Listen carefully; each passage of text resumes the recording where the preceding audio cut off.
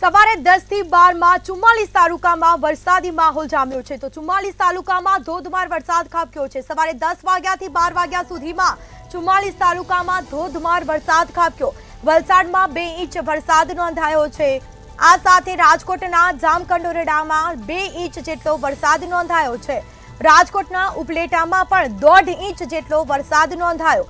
વલસાડમાં 2 ઇંચ જેટલો વરસાદ નોંધાયો છે। તો સવારે 10 થી 12 વાગ્યા સુધીમાં 44 તાલુકામાં અનરાધાર વરસાદ ખાબક્યો। વલસાડમાં પણ 2 ઇંચ જેટલો વરસાદ નોંધાયો છે।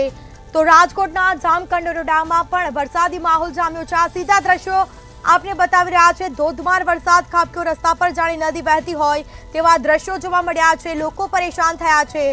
તો 44 તાલુકામાં વરસાદ નોંધાયો છે। સવારે 10 વાગ્યાથી 12 વાગ્યા સુધીમાં વરસાદી માહોલ જોવા મળ્યો। 44 તાલુકામાં ધોધમાર વરસાદ ખાબક્યો। તો રાજકોટના ઉપલેટામાં 1.5 ઇંચ જેટલો વરસાદ જોવા મળ્યો હતો। વલસાડમાં પણ 2 ઇંચ વરસાદ નોંધાયો।